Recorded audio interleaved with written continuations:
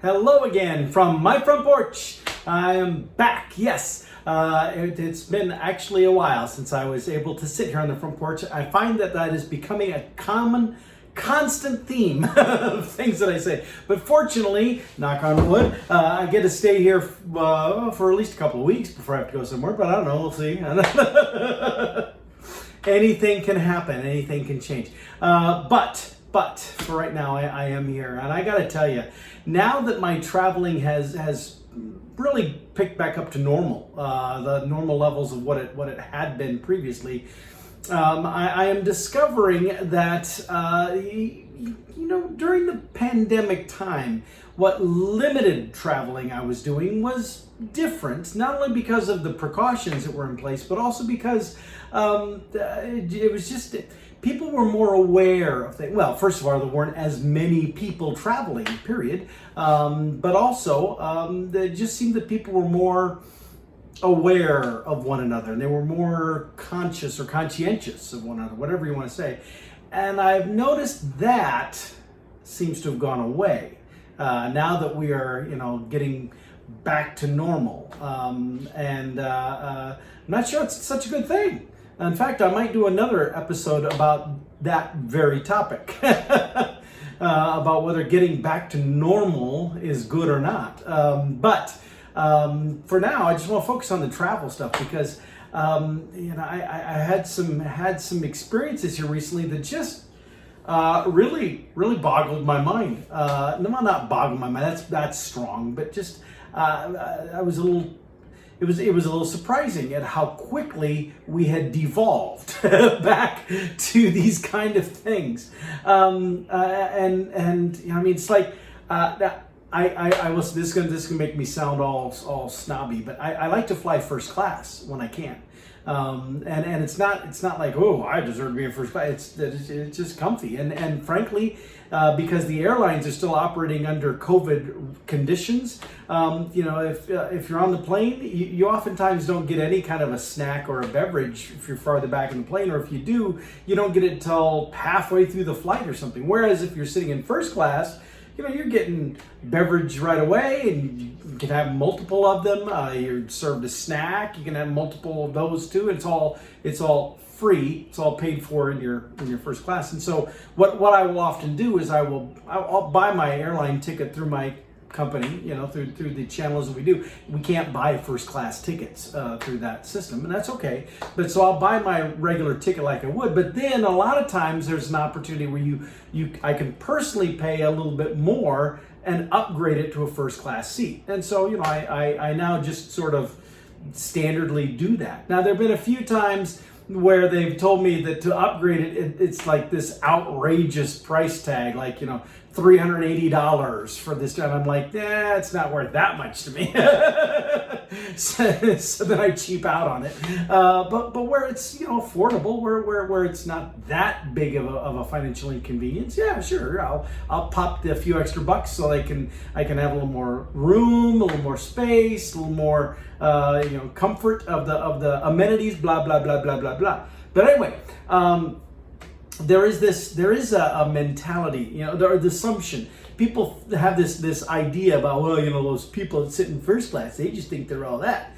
And I've always been dismissive of that, especially since, now I'm one of those people. But I was on a flight recently that maybe reinforce that, because I was sitting in seat 1A. And on this particular plane, the size of the plane was such that on the A side, which when you're sitting in your seats on the plane, the ABC seats are all here to the left, and when you're sitting in the seat on the plane, the DEF is over on the right side, and so A is to the window on the left side, and F is to the window on the right side, when you're sitting in the seat facing the front of the plane.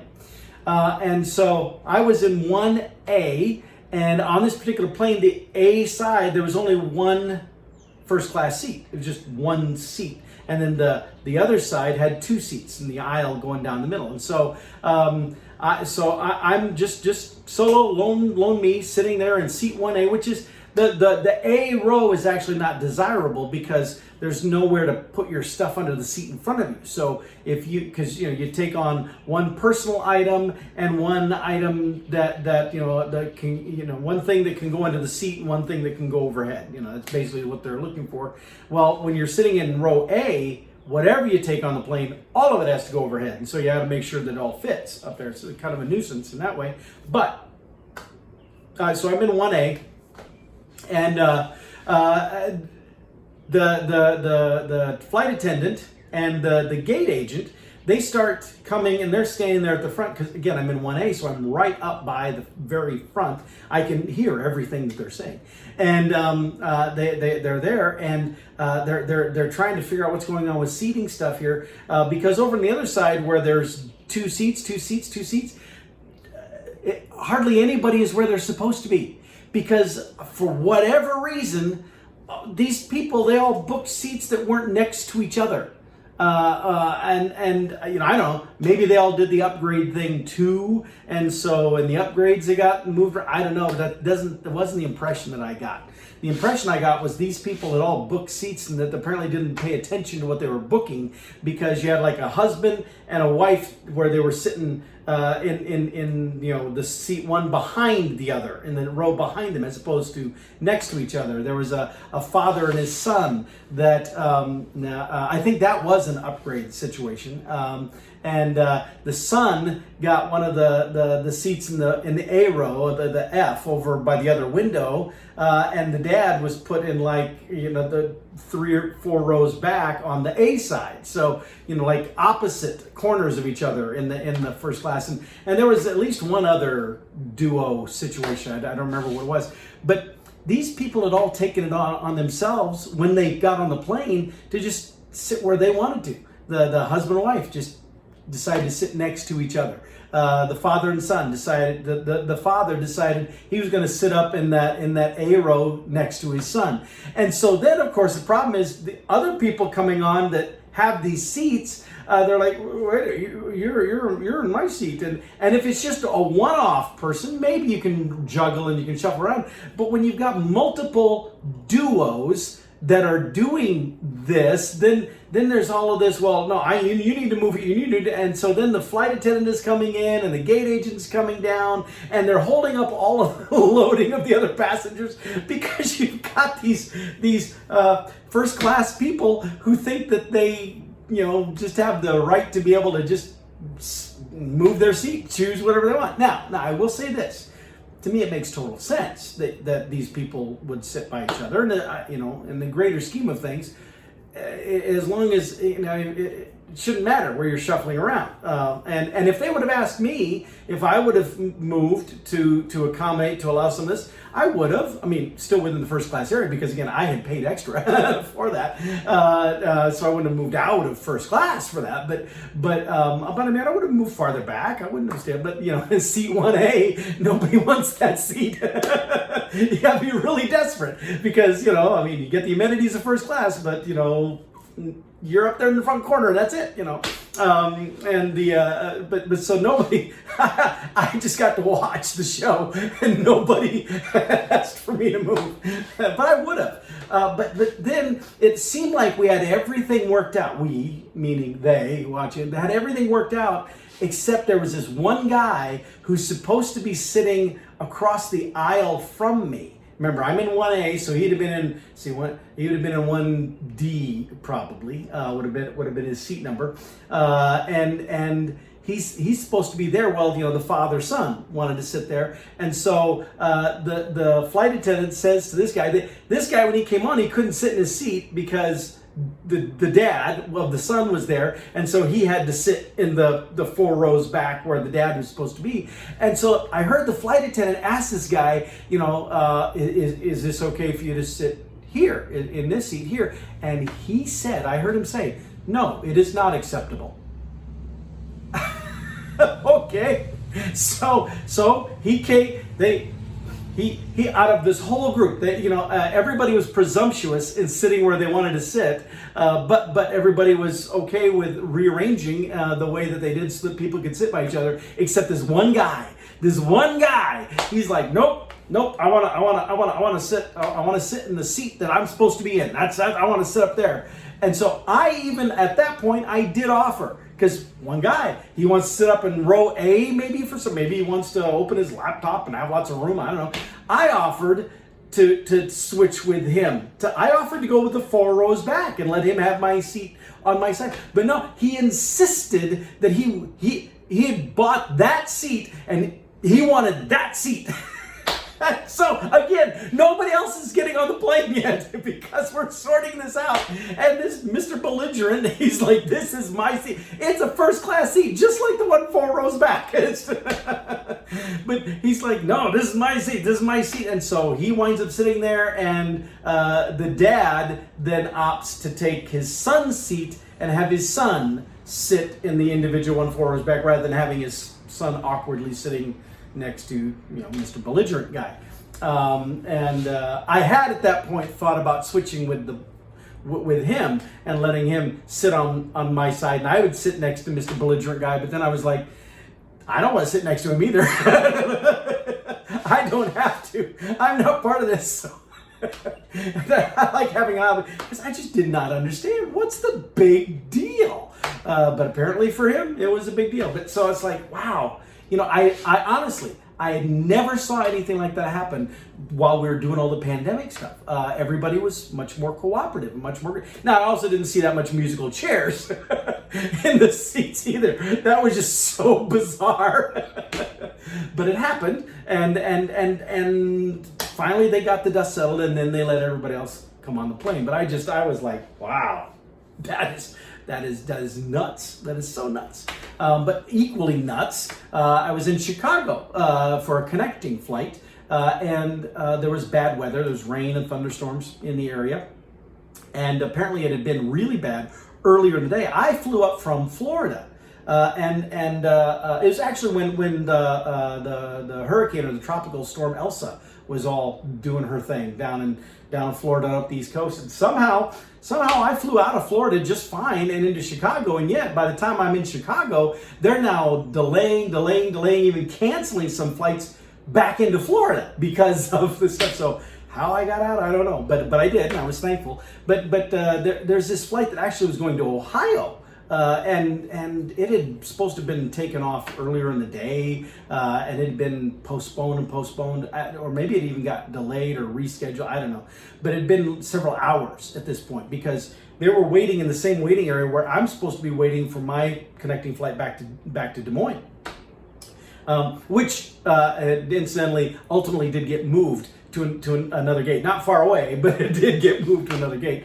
But these people had been waiting for this plane, and they've been told it's not canceled. It's just been postponed. And they, from what I understand, they actually had them on the plane, but then had them all come off the plane. And I don't know. I wasn't there for that. I can't validate. I don't know. But from what people were saying, it's what it sounded like had happened. And so they're all there now, waiting in the waiting area. And I hear grumbling amongst them that this is probably just going to be canceled. I wish they would just cancel it so we'd know, okay, what do we need to do next? What do we need to plan for?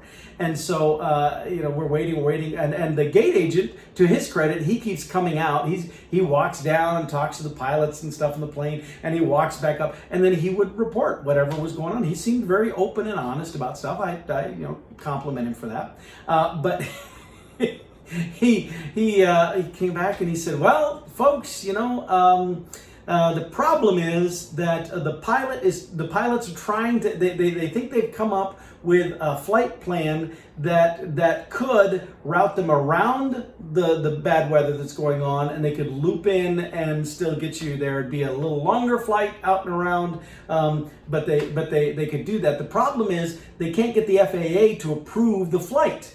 The FAA won't approve the flight plan, not because they have a problem with the flight plan, but because the people are not already on the plane. Because, see, the FAA is saying, well, now, wait a minute. This weather stuff is changing constantly, You're saying this is going to be your plan to avoid the bad weather, but if you don't even have the people on the plane yet, that's going to be at least another half hour for you to get all those people on the plane. And so if you had the people on the plane right now, maybe we could approve this because we could then authorize you to just get going and take off. But who knows what's going to be given another half an hour. And so there's this tug of war apparently back and forth. The FAA won't approve the plan because the people aren't on the plane. Well, the airline isn't putting the people on the plane because they don't want to make them all just get on the plane and then just sit there, as they've sat now in the waiting area for several hours, since there is no guarantee about any of this. So the airline's trying to be considerate of the customers, and the FAA is saying, but because they're not on the plane, we can't approve your flight plan. And so then because they can't approve a flight plan, the plane can't get any gas. They can't get any fuel because the amount of fuel they get will be dictated by the flight plan. So there's just this, oh my Lord. And so finally the flight was canceled. Everybody got really hopeful because the fuel truck pulled up and the guy got out with a hose and he hooks it into the plane and he starts, and we're like, everyone's like, oh, look, they're fueling the plane. They must have worked it out. And then they announced that the flight has been canceled and that plane now is being relabeled, reassigned for a different flight to Omaha. So, I felt bad for those poor people, but that was the most bizarre thing that I had seen at an airline. And I've seen some bizarre things. There were some bizarre things. I told you about the flight I got delayed on because there was no ice because catering hadn't brought ice. And so we were delayed taking off because the pilot was insisting we needed to have ice on the plane. But this kind of stuff is just again, I didn't see any of this happening. Now, granted, again, there weren't as many people flying, there weren't as many flights, and so that has I'm sure a lot to do with it. But it's just it's these things. I chuckle about them now, but to a degree they were a little frustrating at the time. Not as frustrating as would actually happen to me today. Actually, on my way, I flew into Des Moines, and as has sadly been the case increasingly, I go to get an Uber to come home, and it tells me there are none available. There are no Ubers. There at the airport. Before COVID, there were always Ubers, always available. It was like 5 minutes, boom, they're there. And now there's hardly ever any Ubers available. And I'll post about it online. I'll say, there's no Ubers there. And then I got friends who apparently do Uber, and they'll say, oh, you should have called me. I'd have been, it's not the way it works. Uber doesn't have is this your friend? Let's contact it. That's not how that happens. I don't know who's out and about and running around and having their cars out there and stuff. I suppose I could just post on Facebook, hey, I'm at the airport. Could somebody come get me? But that might be risky. You never know who might respond to that request. But anyway, I digress. So I wound up taking a taxi. Now, taxis are more expensive, yes, but they can get the job done. This was my worst taxi experience ever, and I've been in taxis in Chicago, downtown Chicago. That's scary. You close your eyes because those guys, they really trust their brakes. But this scenario was told. Now, there was only one taxi there, so I didn't have a choice of taxis. So the taxi stand person says that one over there, go there. So I go walking over, and as I get to the car, I almost change my mind. I'm almost like, maybe I'll walk home because I see the driver sitting in the driver's side of the car. He's got his door kind of open, and he's smoking. And I'm like, what? I don't want to get in a car with a smoking taxi cab driver. Even if he's not smoking while we're driving, the car's going to smell like that. Fortunately, I have my mask on. He's not wearing one, and he never wore one the whole trip. Now, I don't care. I'm not a mask Nazi, but I kept mine on. I could have taken my cue from him and taken mine off, but I left it on because of the air. And speaking of the air, well, first of all, inside his car, in the trunk and in the car, it was dingy and dirty, and in the trunk especially. I mean, man, I tell you pop that thing open, it looked like, maybe he's been hauling around bodies in that thing. Seriously, it just looked sketchy in that trunk. And I put my bags in. But so I get in the car, and he's got the full clear plastic panel with just some cutout spots so that we can talk. He can tell me stuff, but for the most part, it's solid plastic. Well, then we get in, and he's got the windows all down in the car. When I get in, I'm like, that's okay. It's it's a little warm, but it's not bad. But I get in, and we start to take off, and he reaches to his dashboard and turns the air on, and then rolls all the windows up, and it becomes sweltering in that back seat. And I'm like, hey, it looks like it's a nice day.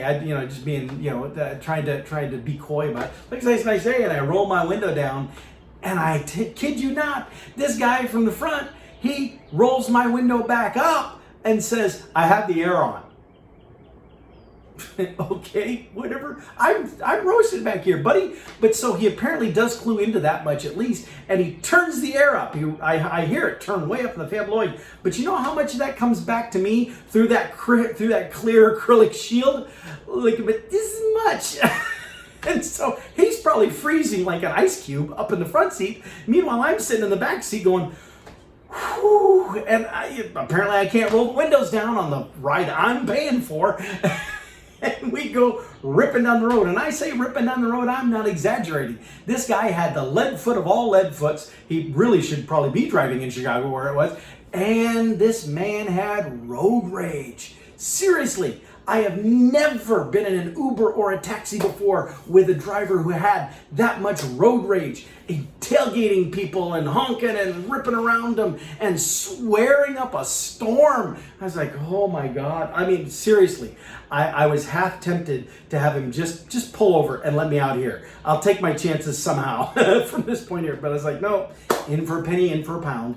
He did get me home, and I did pay him. I did not give him a tip of any kind, but I did pay him. Well, of course, I didn't give him a tip because we get to the house, and he says, cash or credit? And I said, well, credit, so I got out my credit card, and he's got this little device, little pad thing mounted in the back seat area. And he says, he's got it all typed on his screen there, and he says, you just slide it in the bottom there. And I'm like, the little device thing isn't on. The screen's not showing anything or anything. And he's like, no, it's just fine. Just stick your card in. So, okay. And I wedge it in because it's been installed in a way that makes it very difficult to actually wedge a card in from the bottom.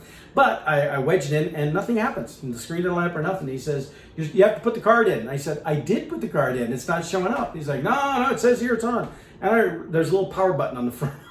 So I push the power button, and what do you know? It turns on. But it comes up, and it just gives me the name thing. It doesn't connect to any of the transaction or nothing. And I'm like, so finally I said, how much is it? And he says it was $41.20. And so I look at the cash I have exactly $41. I don't have any change on me. So I say, well, I can pay you cash, but I only have $41 and I have the 20-some cents. And he goes, that's good enough. We'll make it work. I said, okay. So I hand him the cash. So in other words, I'm paying for the ride, and there was no possibility of giving him any tip because I'm just now giving you all my money, buddy, and you made it so that I can't use my card. So therefore, on you, it's on you. and then he left.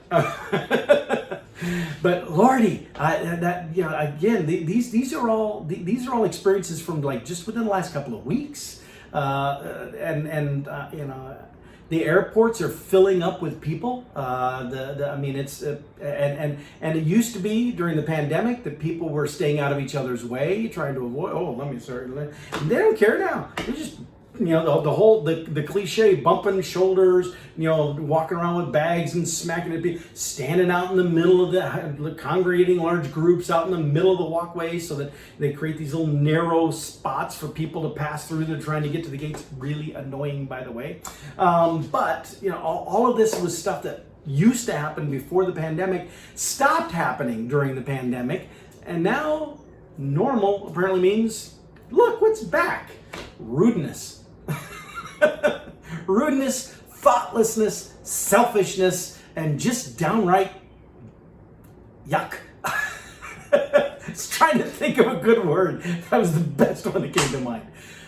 Anyway, I've rambled on long enough. I've rambled on too long. But, it's therapeutic. Get it off my chest.